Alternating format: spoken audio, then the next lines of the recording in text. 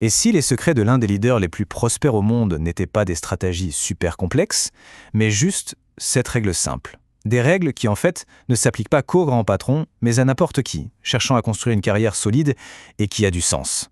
C'est de ça qu'on va parler aujourd'hui. Alors, on plonge direct dans le vif du sujet. Tout part de cette page. Ce n'est pas une interprétation, c'est vraiment la source directe. On va donc décortiquer ensemble cette sagesse qui a fait ses preuves depuis des années. Et c'est vraiment ça le point clé. On ne parle pas juste de conseils pour les affaires. Il faut plutôt voir ça comme une sorte de feuille de route pour prendre de meilleures décisions, que ce soit au travail ou dans la vie de tous les jours. On commence par la base, les fondations. Avant même de parler de stratégie ou d'action, Buffett insiste sur un point crucial. Un grand leadership, ça commence d'abord par le caractère et l'intégrité de la personne. Et donc voilà la toute première règle, la plus fondamentale, il faut recruter en regardant d'abord le caractère. Avant les compétences, avant l'expérience, il y a l'intégrité. Pour Buffett, ce point est absolument non négociable. Ce qui est hyper puissant dans cet avertissement, c'est à quel point il est direct. Quelqu'un de brillant mais sans intégrité peut faire bien plus de dégâts que quelqu'un de juste incompétent. Le caractère, ça doit toujours être le premier filtre. Cette idée d'intégrité, elle nous amène tout droit à la deuxième règle fondamentale. Et ça concerne notre bien le plus précieux, mais aussi le plus fragile, notre réputation. Cette image de la une du journal, c'est une boussole morale hyper efficace, non ?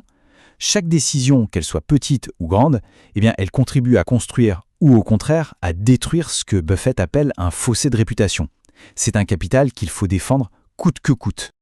Ok, maintenant que les fondations du caractère sont bien en place, on passe à la deuxième partie, les principes d'action, ce qui guide les décisions au quotidien. Troisième règle, rester à l'intérieur de son cercle de compétences. C'est une notion qui est souvent mal comprise. Il ne faut pas voir ça comme une limitation, mais au contraire comme un avantage stratégique énorme. L'idée, c'est de se concentrer uniquement sur ce qu'on maîtrise vraiment. Et voilà, le point crucial, il est là. La vraie force, en fait, c'est d'avoir l'humilité de reconnaître ses propres limites. C'est cette lucidité qui permet d'éviter les erreurs les plus chères, celles qu'on fait quand on s'aventure en terrain inconnu. Une fois qu'on sait où sont ses limites, une autre discipline devient absolument essentielle. La quatrième règle, elle peut paraître un peu contre-intuitive, mais elle est vitale. Dire non à presque tout. Dans un monde qui nous bombarde de sollicitations, savoir refuser, c'est un véritable super-pouvoir. Et ce comparatif, il l'illustre parfaitement. Chaque fois qu'on dit oui, c'est un coup caché. Ça dilue notre attention, nos ressources. À l'inverse, un non bien placé, ce n'est pas un rejet, c'est une façon de réaffirmer ses priorités. Et c'est là que se cache un vrai avantage stratégique. Dire non permet de se concentrer sur ce qui compte vraiment. Et ça nous amène à la règle du temps long. Dans un monde obsédé par le résultat immédiat, la patience, ça devient une arme secrète. Cette chronologie, elle montre parfaitement la magie de ce qu'on appelle l'effet cumulé. Les meilleures décisions, sur le moment, elles ont l'air de rien, parfois même un peu ennuyeuses. Mais avec le temps, leurs résultats s'additionnent, se composent et ça mène à des succès extraordinaires que personne n'avait vu venir. Penser sur le long terme, ça veut aussi dire savoir corriger sa trajectoire. Et c'est là qu'intervient la dernière règle stratégique qui est cruciale pour construire la confiance. L'idée, ce n'est pas de ne jamais faire d'erreur, mais d'en être responsable. Et ça a un double effet en fait. D'un côté, reconnaître une erreur rapidement, ça empêche un petit problème de se transformer en catastrophe.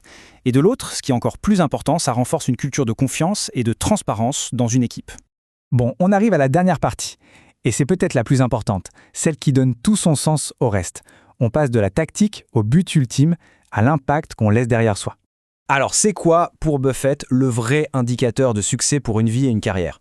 Eh bien, l'accent n'est plus mis sur le capital financier, mais sur le capital humain. Ça, c'est une phrase qui marque. Elle nous rappelle que le vrai bilan, à la fin, c'est l'influence positive qu'on a pu avoir sur les autres, tout simplement. C'est une idée toute simple, mais incroyablement puissante. Il faut la laisser infuser un peu. Comme pour les investissements financiers, la gentillesse, le respect qu'on donne, ça aussi, ça porte ses fruits de manière exponentielle. C'est l'effet cumulé le plus important de tous. Et c'est sur cette question que je vais terminer. C'est une invitation à la réflexion, pour que ces principes ne restent pas juste des mots sur un écran, mais qu'ils deviennent un vrai outil dans le quotidien de chacun.